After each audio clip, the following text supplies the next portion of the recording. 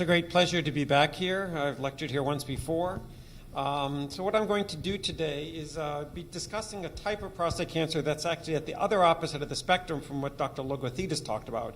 I'm going to be talking about very early prostate cancer and deciding which cancers we potentially can follow more conservatively without aggressive therapy. And the outline will be, I'm going to define active surveillance and how that's different than watchful waiting, talk about a little bit of the background information that supports active surveillance, the criteria for selecting who's a good candidate for active surveillance, how we follow these men, how we intervene when we think they're progressing, and then the results on active surveillance with and without intervening, and then some of the obstacles that we have for increasing the use of active surveillance, and finally just a brief summary of some of the newer tests to improve the use of active surveillance.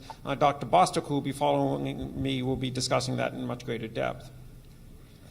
So first of all, in terms of just terminology, active surveillance is not watchful waiting and it's not observation. Those terms basically are that you avoid treatment in patients who are not suitable for curative intervention with palliation if they have disease progression. What active surveillance is an alternative to immediate treatment for men who are suitable for curative intervention. And the active means that we follow these patients up with a low risk of harm without treatment.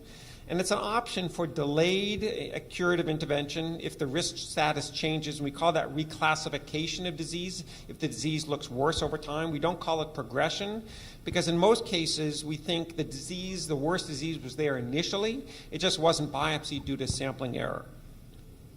So just briefly, when you look at prostate cancer, it's the most common cancer in men, occurring in 21% for the cancers.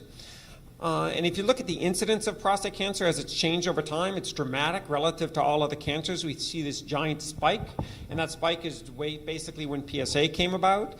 We see the decrease in incidence after we kind of cleared out all those cancers that PSA found. But then with PSA testing, we still have this increase of prostate cancer before that we had with PSA. If you look at mortality of prostate cancer, you can see that mortality of prostate cancer is decreasing. And there's a lot of reasons why that's decreasing. Better treatment, Dr. Logothetis mentioned some of those. Screening definitely has resulted also in decreased mortality as well. The problem is that over 50% of men with newly diagnosed prostate cancer have low-risk disease. And that's due to we've kind of lowered the PSA trigger sometimes for biopsy. We also do more biopsies, 12, 15, 18, and the more you biopsy, the more likely you may find a small cancer that maybe doesn't cause harm. So there's a lot of evidence that we are overtreating prostate cancer in the PSA era. Only 16 of every 100 patients between the ages of 50 to 70 years, when you detect the cancer with screen detection, will have their life extended by surgery. 102 screen-detected cancers would need to be treated to save 17 lives at age 65, and the treatments required to save a life double by the age of 75 and triple by the age of 80.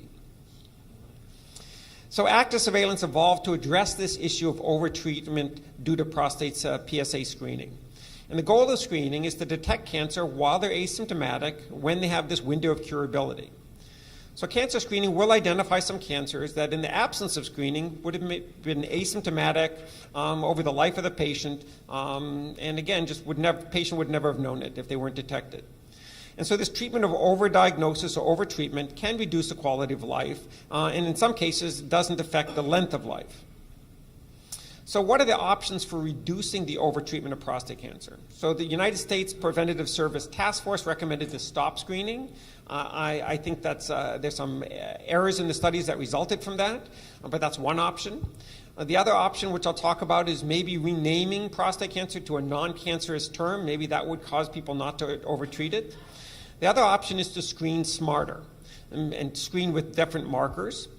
The other thing is, which I'll be talking about mostly, is uncoupling the diagnosis and treatment for selected patients, meaning just because you diagnose cancer doesn't mean you have to treat all of them. So active surveillance actually has value. If you look at it, value in terms of the quality versus the cost. It's based on the best available evidence. You're trying to balance the benefits and the harms of treatment. You take into account patient preferences. Some patients prefer active surveillance, others don't. And you improve the quality and outcomes of care by reducing the treatment-associated mortality, and you can reduce prostate cancer cost of cancer care management also with active surveillance. So if you look at the United States Preventative Service Task Force, basically they gave prostate cancer screening a grade D. And if you balance harm and benefit, they said there was moderate to substantial harm because you have false positive tests, you have biopsies, you overdiagnose, and predominantly you overtreat. Now, the benefit is that you can reduce prostate cancer mortality by screening. Everybody admits that. But they say that, again, the harm outweighs the benefit, and so don't do PSA screening. However, if you can reduce the overtreatment, and just think of this as a seesaw, and you, again, are still reducing prostate cancer mortality, then you can start having basically more benefit than harm. So is it safe to follow prostate cancer? So one of the things that is grade of prostate cancer, which is our major determining factor for how aggressive prostate cancer, if prostate cancer changed grade rapidly, went from low grade to high grade in 1 or 2 years, then we couldn't follow patients with prostate cancer. So we basically did several studies showing that grade progression probably does occur in some men with long-term follow-up who have multiple biopsies of Gleason score 6 and then eventually higher grade. But within the first 3 years of diagnosing Gleason score 6, which is lower grade prostate cancer, there's a relatively low risk for the grade to change, meaning we can follow men with active surveillance. What happens within the first 3 years is that most of the time when we do see the tumor grade change, it didn't probably really evolve to a higher grade, but rather the higher grade component was there earlier, it just was missed on the initial biopsy. And the reason why we can say that is most of the time if you go from lower grade to higher grade on subsequent biopsies, that higher grade is going to be in that first year or second year of biopsy, meaning it was already there rather than 4 or 5 years later. So what are the criteria for selecting who is a good candidate for active surveillance? One is the age, life expectancy. If you have a younger man who has 20, 30 years of life expectancy, you're more conservative maybe about recommending active surveillance. Patient preference is huge. I talk to 1 or 2 patients a day, which is unusual for pathologists, and when they ask me what treatment do I recommend and they're considering active surveillance, the first thing I ask them is what are they thinking of? Because there are some men who will say, I just want it out. I just can't think of every day waking up thinking there's a cancer in me and I'm following it no matter how carefully. And for those men, active surveillance is not appropriate. Their life will be ruined. On the other hand, there are plenty of men who sit there and say, I can live with being followed carefully. Not 100% certainty, but I'd rather take that risk versus the morbidity of treatment. Cancer extent clinically is important. You're not going to follow somebody with active surveillance with extensive clinical cancer. Needle biopsy findings, the grade of tumor, and then the extent of cancer on that biopsy can also be important. And then we also use PSA. And the reason why we use PSA is the biopsy is not foolproof. It can miss more aggressive cancers, but sometimes the PSA, which can reflect how much cancer is there, can be elevated to tell us that this cancer is probably more aggressive, even though the biopsy didn't look that aggressive. So who's the ideal candidate for active surveillance? An older man with a 10 to 20 year life expectancy, very low risk or low risk disease, and I'll tell you what those are. And again, personal preference. They want to avoid the side effects of treatment. They value the present in terms of the side effect more than the far future where we may not know as much what will happen with active surveillance. One of the first studies that was done to try to identify kind of ideal candidates for active surveillance was a study we did back in 1994. And we developed the first preoperative model to identify and predict insignificant cancer. And the model was a non-palpable cancer, stage T1C, which is the vast majority of patients now detected with PSA, Gleason score 6, less than 3 cores of cancer involved, no core with over 50%, and a PSA density of less than 0.15. And PSA density is you take the PSA divided by the gland volume, which they can do on ultrasound. And the reason why we have found PSA density to be the best measurement better than PSA is you can have a big prostate due to BPH, benign prostate growth. The PSA can be elevated due to benign prostate tissue and be misleading. PSA density factors out the benign tissue and looks really at the PSA being produced by the cancer mainly. When we did this study initially, we found a negative predictive value of 86%. And what that means is that when we said you had insignificant prostate cancer, we were right in 86% of the time. We did a subsequent study, and that number was about 81% of the time. So when I talk to patients and I tell them, you would be a good candidate for active surveillance, I let them know that obviously it's not 100%. That there's about a 20% chance that we think you have a very indolent, insignificant cancer, but it could be worse just due to sampling. Now again, as I'll show you, we do other things subsequently to try to find those more aggressive cancers to lower that 20%, but nothing in medicine is 100%. So the National Cancer Network defines favorable risk prostate cancer into very low risk and low risk. The very low risk is kind of they call the Epstein criteria, which is I already described to you. And then they have a low risk. Low risk is a little worse disease. You can have some small palpable tumor, Gleason score 6, and the PSA is less than 10. The difference is they don't look basically at PSA density, and they don't factor the extent of cancer. So you could have 10 cores of a Gleason 6, and you still would be low risk. So we did another study more recently looking at the criteria because things had changed in medicine and in terms of urology practice. And basically we have a slightly modified criteria that we currently use. Still Gleason score 6, still less than 3 positive cores, still PSA density is less than 0.15. The only thing now, instead of no core with over 50%, the criteria that we find best predicts is having cancer on your biopsies on only one side, not both. Now, one of the tricky things is that urology changes and how they biopsy patients changes. And so the question is, how does that change our criteria? And one of the ways that it's changing is we're starting to do targeted biopsies under multiparametric MRI. So when you have a lesion that's seen on imaging and you stick 3 cores right into the lesion, whereas in the past that was just done blindly, there's a greater chance that you're going to have more cancer on those cores because you're enriching and going right at that lesion. So our criteria in the past of over 50% of one core involved, might not be meaningful in these new targeted biopsies. But what we've done is we've replaced that greater than 50% on one core, and when you have these biopsies, now to being bilateral cancer. And so basically now, even though you might sample more cancer when you do these targeted biopsies, that doesn't affect our criteria because we're just looking at the cancer on one side or on both sides. When you look at how other institutions, what are their criteria? So I've told you the Hopkins criteria. So when you look at other criteria, most people basically allow for some palpable disease for active surveillance. Again, we don't. We're in the minority. We restrict it to patients with a non-palpable disease. Most people say PSA of less than or equal to 10, but some expand it, so just to be aware that there are different criteria. Again, most people don't use PSA density. We do. Some people have a little bit higher threshold. Almost every study, and I'll talk about this in greater depth, almost every study says you have to have a Gleason score of less than or equal to 6. But again, there are some who will say you can have a 3 + 4 = 7 if you're older. Most studies do what we do and say less than or equal to 2 positive cores, but a few studies have different criteria. Again, most studies use this less than the 50% maximum core, and then there are others that have different criteria. So again, different institutions, different criteria. So why make this distinction of very low risk and low risk disease?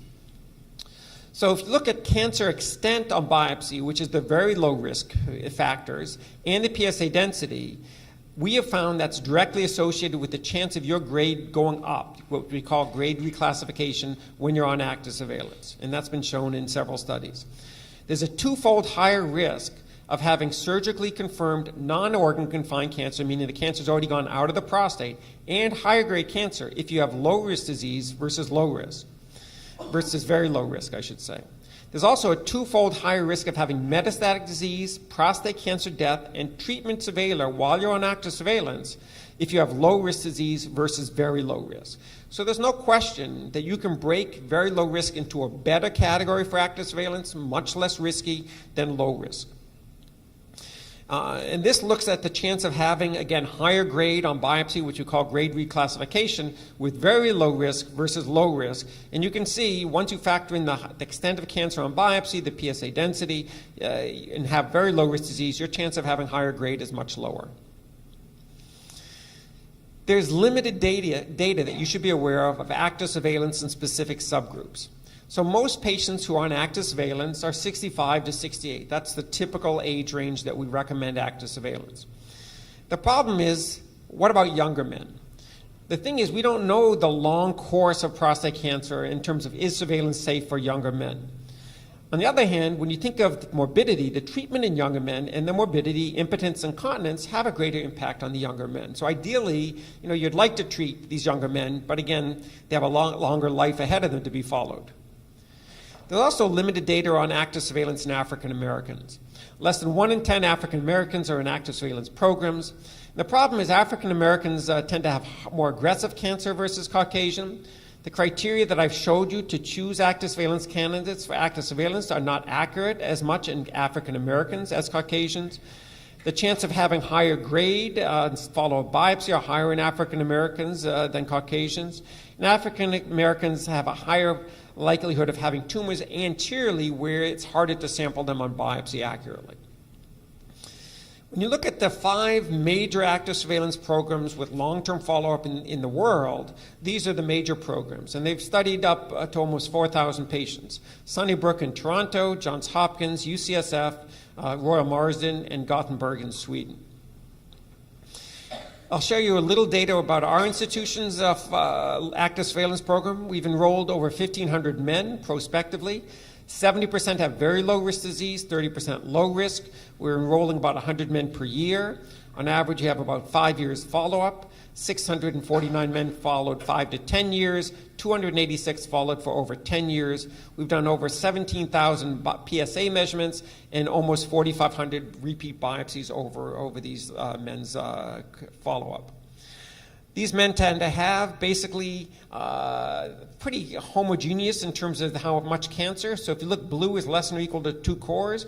And you can see by age, almost all these men have less than or equal to 2 cores. A very small amount will have 3 positive cores or 4 positive cores once you start getting older and still be in active surveillance. We have an intensive follow-up. If you look at the interval between consecutive PSAs, it's pretty much right there at 6 months. And if you look at the interval between consecutive biopsies, it's 1 year. As I'll talk to you, though, we're realizing that biopsying every patient every year does have morbidity. So we're now lengthening some of the biopsies that we do on some of these patients.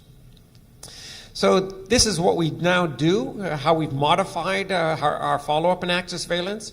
When we first started the active surveillance program, it was one of the first ones in the world, and everyone was saying, how can you do active surveillance for cancer? So we wanted to have very strict criteria to choose the best patients and follow them extremely carefully so we could prove that it was safe. Now that we've proven it's safe, we can start modifying a little bit. So if you have very low-risk disease, which is, again, as good as pathology as you can have and low PSA measurements, that's preferred for patients who have a less than 20-year life expectancy. And again, they can follow younger men with very low-risk disease. MRI isn't necessary. It's an option in these cases. We do the PSA every 6 months. As I'll show you, it's not that helpful probably. And the biopsy in these men we can do every 2 years now because they have very low risk and chance of progressing. Low risk typically have worse disease, and so we recommend it typically in a little bit older population with a lower life expectancy. We will, on their repeat biopsy, do an MRI to make sure we're not missing a big tumor, and we will follow those guys up with every biopsy every year. This is a controversial group, and I'll talk about how some of our latest data is raising questions about this group. The question, is there a favorable intermediate risk category, meaning a 3 + 4 = 7 with limited amount of cancer? Those patients we would potentially consider, and again, I'll show you some questions about that later, in an older man, again, we would do MRI and we would do annual biopsies. In terms of the follow-up strategies, what other institutions are doing, it varies from every 6 months, 6 to 12. Most studies do 12 months, which is what we've been doing, and then some are even longer and some are just variable. Interval between subsequent biopsies down the road, again, vary a lot depending on the institution. In terms of the criteria to say that somebody has been reclassified, meaning they should no longer be on active surveillance, they have worse disease, most studies do it what we do, saying that their subsequent biopsy is worse than their original, meaning higher grade, more cores positive, more extensive cancer than their original. Hopkins has never used PSA-based criteria to determine active reclassification because we've never shown in multiple studies for it to be accurate. And recently, several other major institutions, some of them like UCSF that I talked about before, has also dropped PSA-based criteria because it's not that useful. Some are using PSA doubling times, maybe to trigger an MRI or more frequent biopsies to assess whether these patients should be on active surveillance. So, for example, just to show you one data, this was a study from Hopkins where we looked at PSA velocity, how PSA changes over time in patients who've been followed on active surveillance. In this cohort, the average PSA diagnosis was 6.2. By the time these men had progressed and went to radical prostatectomy, their PSA was 6.1, so it really hadn't changed. Some patients did have an increased PSA, but a bunch of patients had a decreased PSA. So for the individual patient, we just have not found PSA velocity to be helpful while somebody's on active surveillance to determine if they have a worse disease. We've looked at free PSA levels, which is another marker, and again, not significantly different. We've also looked at PCA3 measurements and also not found them to be significant, helpful to say who should stay on active surveillance. What we are doing now is not relying on one measurement to decide who's a good candidate to stay on active surveillance. We developed recently a kind of a nomogram based on all our data where you plug in on every time the patient comes in every year. You plug in their PSA, their age, you plug in their biopsy in terms of some other parameters, and what you can see here is you eventually develop basically a curve to say over time what's going to happen. And in this man, for example, we would say there's an 80% chance that this patient would still stay with a Gleason 6 and not get higher grade. There's an 18% chance that he would get into a 3+4, and a 2% chance he would have very high grade Gleason 8 through 10. So we can tell men now while they're being followed on active surveillance based on how many biopsies are negative, based on their PSA measurements or age, you have a 30% chance of having progression or maybe a 70% chance of having worse disease. And that can help men, I think, make a more informed decision in terms of whether they want to stay on active surveillance. When you look at the outcomes in contemporary active surveillance programs, you can see that at 5 years, these are all patients who started off on active surveillance, at 5 years, between 14 to 38% are being treated definitively, either with surgery or radiation. At Hopkins, the median treatment-free survival is 8.5 years, so that the patients who are treated, on average, it's about 8.5 years. So even if they undergo treatment, I think it's important to recognize these men have still had 8.5 years without the morbidity that you have with prostate cancer treatment. In terms of the men who develop metastases, extremely low, and the cancer-specific mortality, again, if you look on all the various studies, extremely low on men on active surveillance. If you look at how these men do on active surveillance, 52% are still on active surveillance. Again, about a third eventually undergo curative treatment.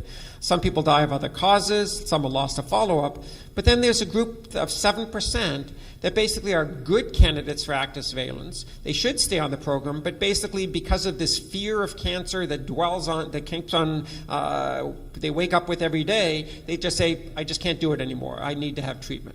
And again, we'll talk about this at the end, how we can maybe make that 7% potentially go away or at least decreased.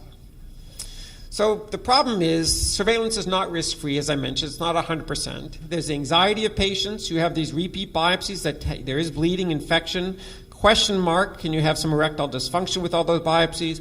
And with all those biopsies, you have scar tissue and question if you eventually need surgery, is it more difficult? And again, inevitably, 25 to 50% will need treatment 5 to 10 years. And there's a question, and I'll try to address this, maybe if you follow these patients as a missed opportunity for cure that you could have done better if you treated them earlier. So we've looked at radical prostatectomy findings in patients who were on active surveillance, eventually had worse disease, and they went on to radical. And what you can see is most of these had very good disease, all in white. Organ confined, negative margins, negative seminal vesicles, and negative lymph nodes. There were some patients who had tumor out of the prostate. I think it's important to remember, just because tumor is out of the prostate microscopically, we still cure most of those men. That's not that bad. We did have a few patients with positive margins, and again, about 50% of patients with positive margins are still cured. So again, not that bad. And we had a small number of patients who really had bad findings, seminal vesicle invasion or lymph nodes. So what we found was that even when you have a more advanced tumor on biopsy and then you have to undergo treatment, most of the time, on active surveillance, if you have worse disease, you get treatment, most of the time your tumors are going to still be favorable. Small percentage will have more advanced disease. But what we found, what was interesting, is that some of these small tumors that were pretty aggressive microscopically, their PSA values were pretty low. So you, again, can't rely on PSA. So really the only way you're going to find on active surveillance these small aggressive cancers is with biopsy. And that's why we emphasize, again, the need to do repeat biopsies. This is just one example, but I think it's a dramatic one. This patient had a 0.13 centimeter tumor, which is a small tumor. Again, you'd never palpate that. You would never see it on MRI. His tumor was a 4 + 3 = 7 with a tertiary pattern 5. This is aggressive. It was out of the prostate. And the PSA, by the time we did the radical, was mildly elevated, 5.4. So again, there was no way you would have detected this cancer to say he needed to go off of active surveillance if you hadn't done a biopsy and found a more aggressive cancer. And part of the problem is that we found all the tumors in our study of men who were on active surveillance who eventually had radical because they had worse disease, when they had big tumors, almost all of them, the big tumors were anteriorly, away from where you could do biopsies. And this is an example. This is the anterior part of the prostate. So when you do biopsies, you're coming in from here. This is a huge tumor, but those biopsies most of the time are going to miss it. And if you're lucky, maybe just sample a little bit of it. And that's one of the advantages now of doing the multiparametric MRI in some of these patients to identify some of these large anterior tumors. So many of the tumors that were large that evaded detection on biopsy were anteriorly. Some of these were aggressive. Again, previously, patients on active surveillance, we never sampled that part of the prostate. But now, based on that study, we've modified. So on patients on active surveillance, now we do sample all of them, that anterior part of the prostate, to try to find these larger cancers. And again, in some of these patients, doing multiparametric MRI to also identify cancer. What we've recently shown is that if you are in active surveillance and eventually you need surgery, that those patients really have pretty much the same chance of being cured as if they had had surgery early, right initially. So basically what we think is that you really are not losing the chance for cure if you go on active surveillance. This was another study done from the UCSF group where they followed a group of patients looking for grade progression in terms of worst grade on subsequent biopsies. And what they found was that 68% of the men were upgraded, meaning higher grade on their routine biopsies, to a 3 + 4 = 7. 32% were upgraded to a 4 + 3 = 7. The men underwent radical prostatectomy, but only 6% had worse disease in the radical. And again, small amount seminal vesicle invasion, very rare lymph node met. So it's similar to the study I showed from Hopkins in that if you undergo radical treatment after you've been shown to have worse disease in active surveillance, the radical is not going to really be worse than what you're seeing on the biopsy, and in general, you're not going to have such adverse findings such that most of these men are going to be cured. Now, it's important, again, to separate out, when you're looking at different active surveillance programs, how strict the criteria are. At Hopkins, we've had very strict criteria. Again, we would not do active surveillance on anybody with a 3 + 4 = 7. Sunnybrook, which is up in Toronto, which is Laurie Klotz's group, they included men with 3 + 4 = 7. And what you can see here is that in our patients, if you look at again, these are our triggers for doing our biopsies. We don't have anybody with Gleason score 7, whereas in the group from Sunnybrook, 13% of them had Gleason score 7.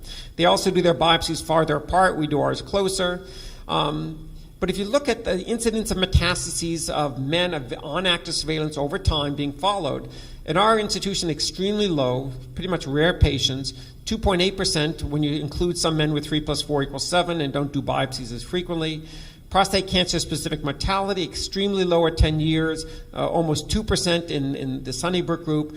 Overall mortality, very low, and higher again with the Sunnybrook. And this was a very recent study published by the group from Sunnybrook in 2016. And what they looked was that they basically did the same thing. They said if you have a Gleason score less than or equal to 6 and you're on active surveillance, again, you have a 94% chance of being metastasis-free at 15 years. If you had a 3 + 4 = 7, the PSA was less than 20, your metastatic free rate was 84%. So that's 16% developing metastases. That's not an insignificant number. So what the group in Sunnybrook in Toronto has changed is now they've changed what they're saying. They're now saying that active surveillance for Gleason score 7 disease should be only offered in the setting of a clinical trial, whereas in the past they were including that in men. And this basically dovetails with the study that we've just done. It's just been submitted for publication, so it's not even in press yet. We try to say, is there a subgroup within that 3 + 4 = 7, which is still relatively low-grade disease. It's just worse than 6, but again, in general, not that bad. Can we find some group within that men who maybe would be a favorable risk? And what we found was nearly 25% of men with what we call favorable intermediate risk, meaning they had less than equal to 2 positive cores of a Gleason 3 + 4 = 7, PSA was less than 20. 25% of them had very adverse findings at radical that you would never want to do active surveillance. A 4 + 3 = 7 or higher, or seminal vesicles or lymph node metastases. That was compared to having 5.8% for the low risk having very bad findings, and 4.7% if you had very low risk findings on biopsy. And then what we found was no preoperative clinical, meaning PSA measurements, PSA density measurements, no pathological criteria, 1 positive core, 10% of a core. No matter how small we went, we couldn't identify a subgroup of favorable intermediate risk populations with rates of adverse pathology comparable to the very low risk and low risk. So in this study, we now say that our findings do not support the use of active surveillance in men with limited Gleason score 3 + 4 = 7, regardless if everything else seems favorable. The one thing that we didn't have in this group, or several things that we didn't have in this study that we'll look at in future studies, we didn't have the percent pattern 4, which is a relatively recent thing that we're now doing. So, for example, in 3 + 4 = 7, you could have 40% pattern 4 or 5% pattern 4. So maybe somebody with 5% pattern 4 is a good candidate for active surveillance, and we're going to have to do that studies.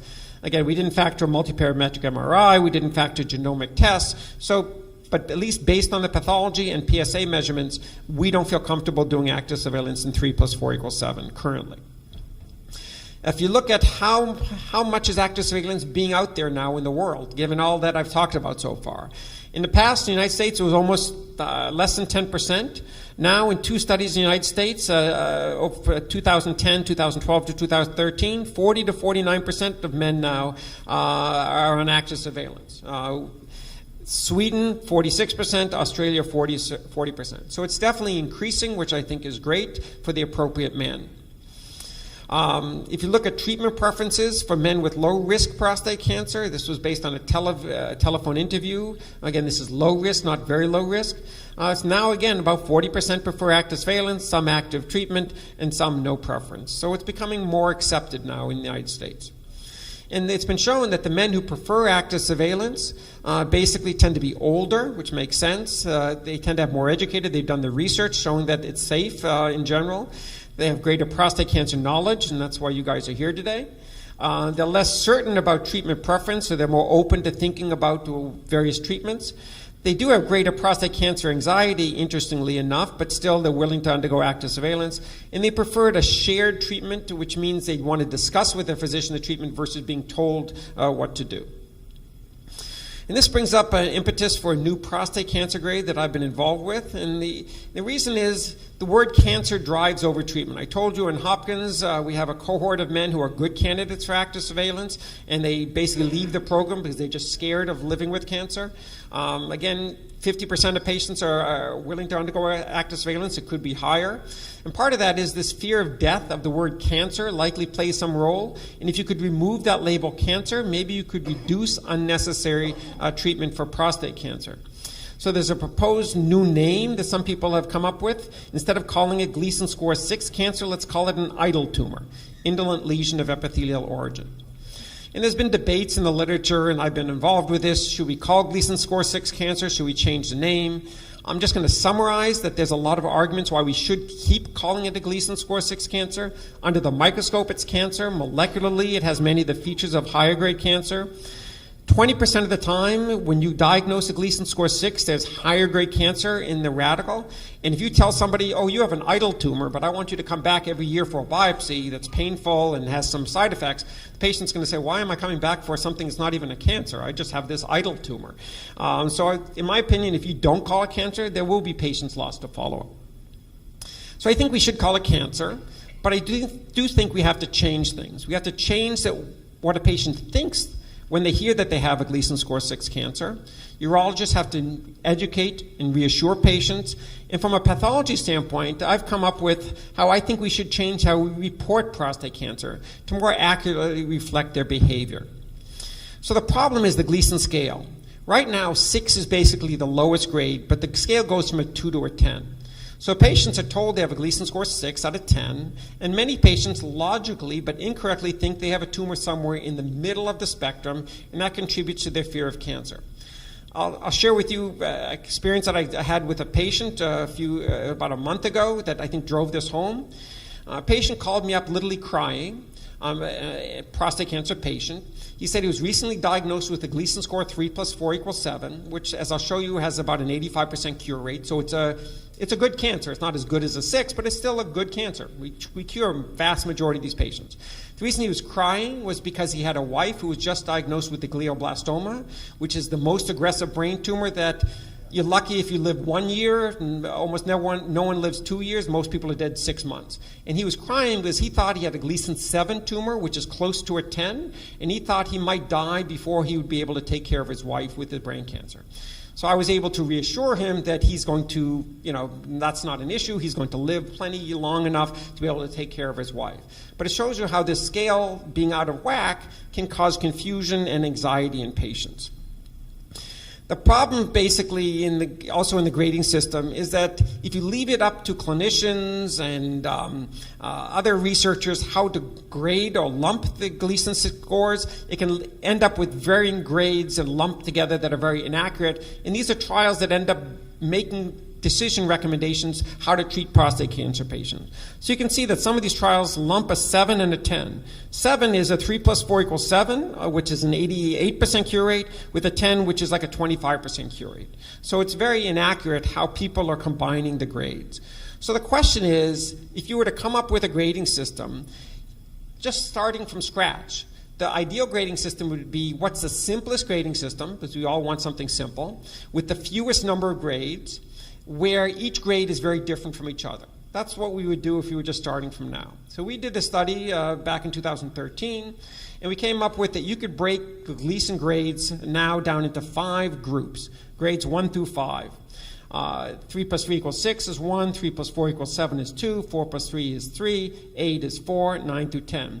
The other thing just to recognize, and you could think, well, isn't this just a modification of Gleason?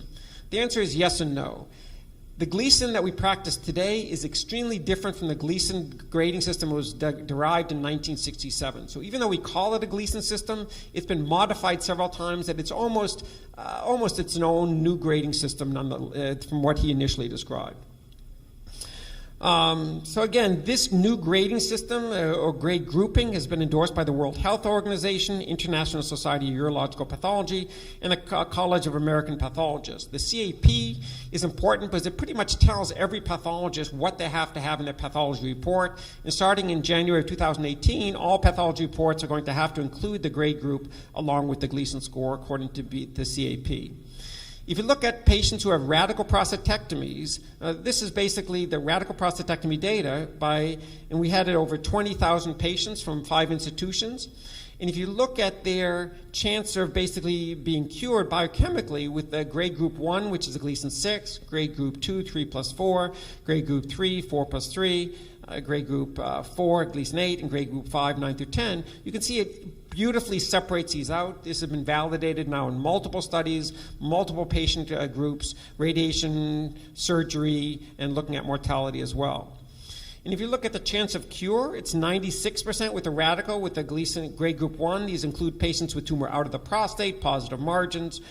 As I mentioned earlier, grade group 2, 3 plus 4, still is a good tumor, 88% cure rate, drops dramatically to 63% with a 4 plus 3, and that's why 7 is not one whole group, where it's often confused, and by separating it out, it makes sense.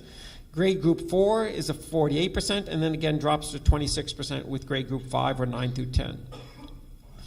The advantage of this new grade group system, it more accurately reflects the biology of disease in our current Gleason system. You have this grade group 1 as opposed to a 6 out of 10. It makes sense. This is confusing.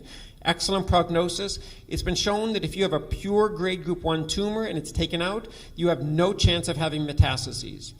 It also avoids this issue of Gleason score 5 or 4, which some people still use. It's all grade group 1. Grade group 2, it gets rid of this whole problem of 7, which is really two different diseases. 7 is 3 plus 4 and 4 plus 3. It also gets rid of this problem, like I talked to you about this man who is crying, where 7 seems close to 10, but in fact, grade group 2 is closer to 1 and has a very good prognosis, rare metastases.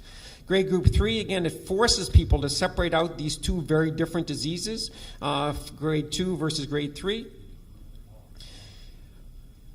And basically, grade group 4 is also an advantage, but again, not really pertinent, and grade group 5 not pertinent for this talk on active surveillance. This was a study that was done recently in 2016, looking at prostate cancer focus groups. And you could say, well, aren't we just changing the name, and does it really make a difference calling a grade group 1 a Gleason 6? These looked at patients, prostate cancer patients, and the majority, 84%, agreed it would be clearer if grades were reported on a scale from 1 to 5 instead of a 6 to 10. 88% said they would prefer to hear they have a grade 1 tumor versus a Gleason 6. And most importantly, 80% said they would feel more comfortable choosing active surveillance if they were diagnosed with a grade 1 or group 1 tumor versus a Gleason score 6. So words do make a difference in terms of patients' anxiety. Finally, there are many newer markers and imaging that may be used in surveillance. Again, you'll hear more about this in the next lecture. There's urinary markers that are being looked at for active surveillance, serum markers, molecular tissue markers, and multiparametric MRI. The potential is to reduce misclassification by more accurately predicting disease aggressiveness, expand the pools of surveillance patients, and reduce the burden of monitoring. The only thing I would just emphasize is that despite some of these tests being used currently for active surveillance, none of them have really been tested in an active surveillance population following men over time to see how they predict. They are used. The studies have been developed looking at other cohorts and then saying, okay, we'll apply it to active surveillance. So I think it's a little risky without these studies being done, but nonetheless, they are being used out there. So in conclusion, I think we have an increased utilization of active surveillance, which could favorably influence policy on prostate cancer screening. Maybe now, hopefully, the National Cancer Preventative Health Task Force will relook at this issue and say, maybe screening is good as long as we now have active surveillance as an option.